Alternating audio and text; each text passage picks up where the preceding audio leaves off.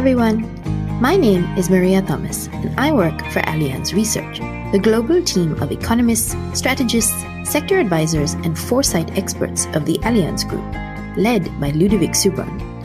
Welcome to Tomorrow, a podcast where we'll be talking about our latest analyses of economic and capital market developments, as well as our views on trends affecting risk management. Let's get started.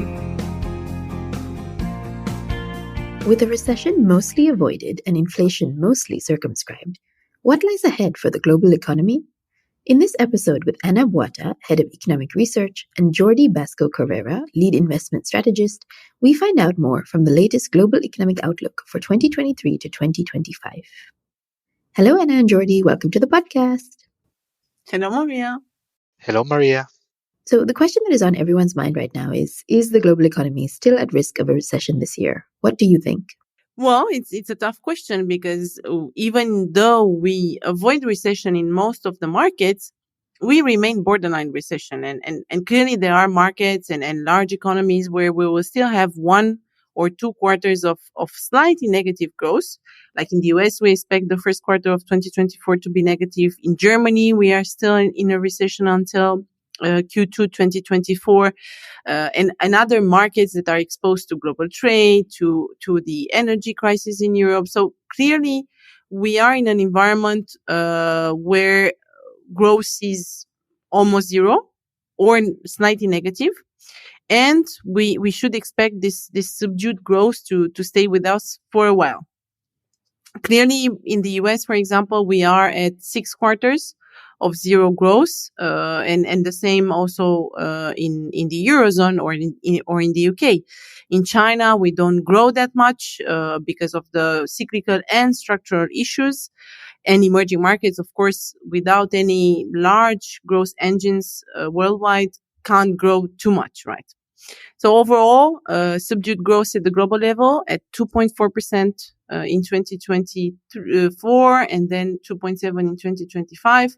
Clearly below what the economists like the 3% mark, which clearly is a limit in terms of how low growth will be.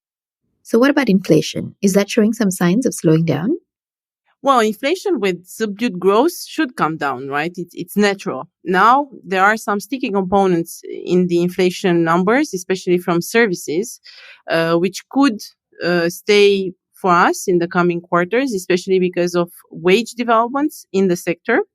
And then we also have some cyclical upside risks, let's say, from commodities especially. We have seen the increase in oil prices and of course, political decisions that will keep them quite high. Gas prices will increase, especially in Europe. And also we have some volatility in terms of food prices, especially because of El Niño, for example, and impact on emerging markets. So clearly, we see the deceleration coming, but it will be a bumpy one, and inflation rates will still remain at 4.3%. For example, globally in 2024, and will still stay above 3% in 2025. Again, a very important threshold for economists so that we can say that we are going back to normal levels of inflation. In this context, do you expect central banks to continue tightening monetary policy?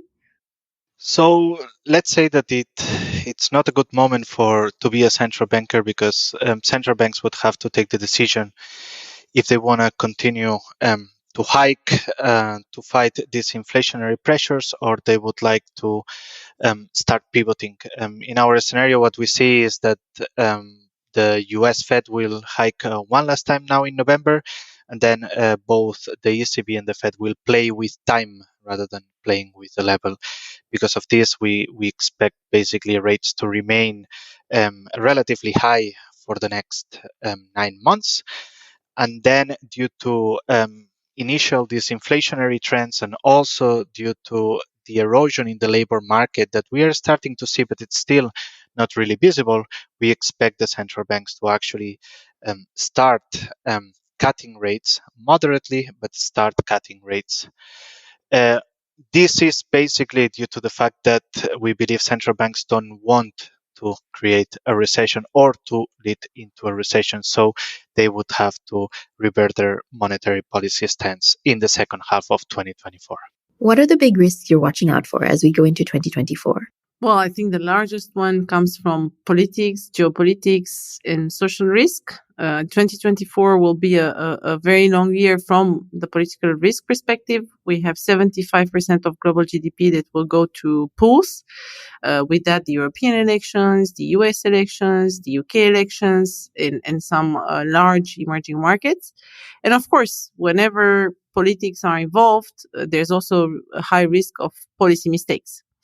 Now we are at the crossroad in terms of monetary policy, as Jordi was saying. We are going to see maybe very timid, at least timid rate pivots in 2024 in the second half. But clearly there's a, let's say, a combination between this still restrictive monetary policy, because real rates are going to be at the highest level since 2006, and less supportive fiscal policy, actually even a consolidation that is upcoming. And clearly, fiscal policy was one of the buffers, along with the cash holdings, that helped us avoid the recession over the past year. And with that, of course, we can have decisions, political decisions, that could create some noise in terms of currencies, in terms of markets. And for us, clearly, that's one of the biggest concerns, because corporates evolve into an environment of lower pricing power, still high costs, especially labor costs, but also now input costs with the rise of commodity prices. And clearly they are facing this profitability squeeze, which is key when you think about the debt repayment wall. Basically, a lot of 50% of debt is maturing in 2025 and even 2020, at the end of 2024. So there's a clear urgency that the policy mix is not too toxic for corporates, right? And then we don't see a wave of insolvencies. And of course, for households, it's also very important. In some markets, we renegotiate loans every 2-3 years. In others, we have variable rates. In an environment where consumers, of course, have been suffering from high inflation, loss of purchasing power, and they don't have that much leeway when it comes to their savings. So at one point, we could also have very negative impacts from households. So clearly, we would need to avoid any kind of shocks, political shocks, price shocks, that would push economies into recession and even create additional inflationary risks. And what is your outlook for markets? So, following the message that central banks are going to have to pivot by the second half of 2024, we believe that there's little room or upside room for actually long-term yields. Thus, we expect a bit of a contraction from current levels towards year-end and also into 2024. Nevertheless, we don't expect this downside trend to be really, really strong, since the issuance, it's going to remain quite high for long-dated bonds.